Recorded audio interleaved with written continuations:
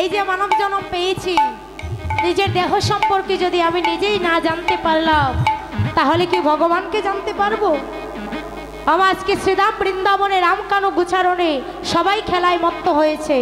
আর যখন ভগবানের রামচন্দ্র, ভগবান শ্রীকৃষ্ণ যখন তিনি গোচারণে এসেছিলেন, তখন মা নন্দরানী তাকে কপালের মধ্যে গোবরের টিকা দিয়েছিলেন। আমার গোবরের টিকা দিলে কি হয়? আমাদের নারীদের সকালের প্রথম কাজ কি মা? কি? হরি বল। তাই একজন বলতে পারেছেন, আপনারা জানেন না? সকালে ঘুম থেকে উঠে আমাদের নারীদের কর্তব্য হচ্ছে বিছানায় থেকে আগে গুরুকে স্মরণ করবি। কি করি? বলে এই যে হাতটা আছে না মা, এই হাতের মধ্যে যে এই যে অংশটা আছে, এই এখানে হচ্ছে গুরুস্থান। এই জায়গা দর্শন করলে কি হয়? বলে দর্শন করলে গুরুকে দর্শন করা হয়। আর প্রথমে গুরুকে স্মরণ করে এই হাতটা চোখের মধ্যে বলি, তারপরে নিজের বাম অঙ্গটা মানে বাম চরণটা আগে পালঙ্ক থেকে মাটিতে নামাবি। নামানোর পরে ঘরের বাহির হয়ে সূর্যকে, তো তখন কিন্তু সূর্য উঠবে না, তখন কি করবি? সারা আঙ্গিনাতে গোবরের ছড়া দেবে। কেন? যখন ৩৩ কোটি দেবতা যখন গাভী মাতার সর্ব অঙ্গে তারা স্থান পেয়েছিলেন, তখন বাকি রয়ে গিয়েছিলেন কেবল মা লক্ষ্মী দেবী। আর সেই লক্ষ্মী দেবী বলেছিলেন গাভী মাতাকে, যে গাভী মাতা, সর্ব দেবতা তোমার অঙ্গে ঠাঁই পেল, কিন্তু আমার স্থান কোথায়? আমার কি ঠাঁই? আমার স্থান বলে দাও। তখন গাভী মাতা বলেছিল, অগো, আমার অঙ্গে তো সর্বদেবতা স্থান নিয়ে নিয়েছে, আমার আর কোথাও বাকি নাই। তুমি এক কাজ করো, তোমার স্থান আমার ওই গোবরের মধ্যে দিলাম, তুমি ওখানেই বাস করো। আমার কারা কারা বড় লোক হতে চান, ধনী হতে চান? দেখি হাত তুলেন দেখি। ধনী হতে চান? আমা তুমি আমার মনোবাসনা পূর্ণ করো। এই যে মনের বাসনা, এটাকে আগে পুড়িয়ে ছাড়খাড় করতে হবে, তবেই বাবা তোমার ওই কৃষ্ণ ভক্তি জাগ্রত হবে। কারণ কি ভগবান বলেছেন, কাম থেকে ক্রোধের উৎপত্তি হয়।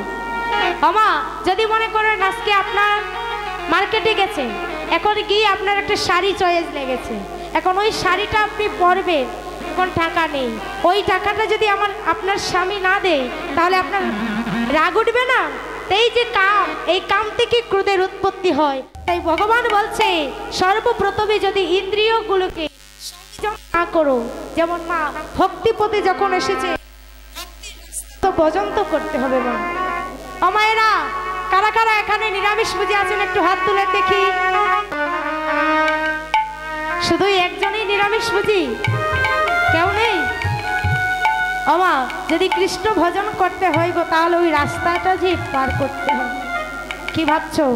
আজকে তুমি ভগবানের, তোমার হৃদয়ে যদি ভক্তি জাগ্রত করতে হয়, তাহলে আগে দেহটা শুদ্ধ করতে হবে।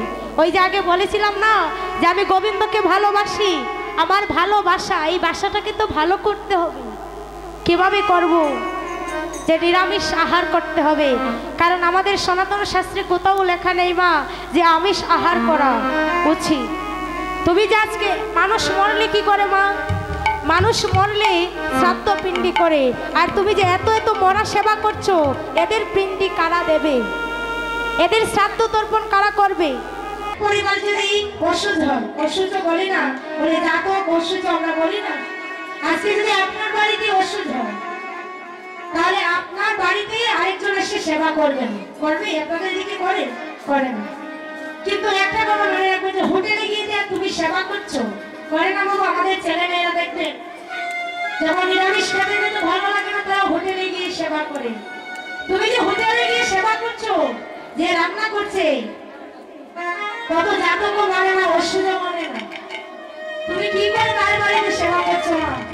এই যে আমাদের সনাতন ধর্মটা আজকের এই যে দৃশ্য, এটা শুধু আমাদের জন্য হচ্ছে না। কাদের জন্য? বলে আমাদের মায়েদের জন্য। কি করে? একজন কবি তিনি উপদেশ দিয়েছিলেন যে আমি একটা শিক্ষিত জাতি দিতে পারবো যদি আমাকে একটা শিক্ষিত মা দান করে। একটা মাই বার একটা সন্তানকে বড় করে তুলতে মা কখনো বাধা করে না।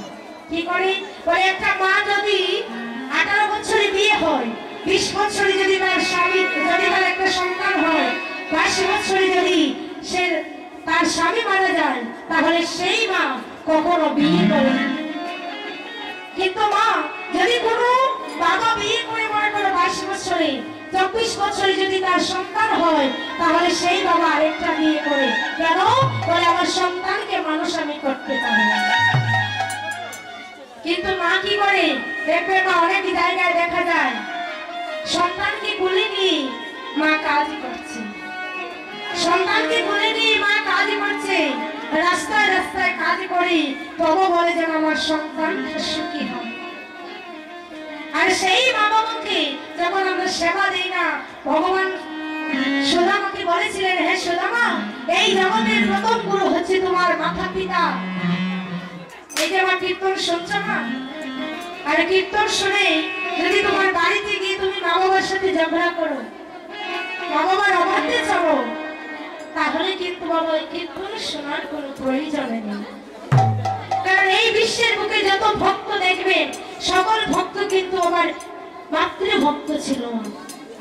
যেজন মাতৃভক্ত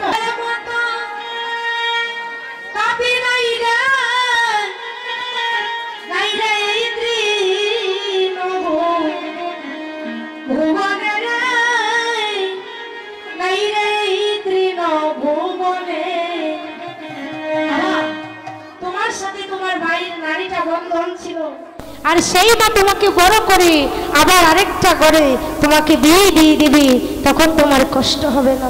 কোনো মা বাবা কষ্ট পেত না।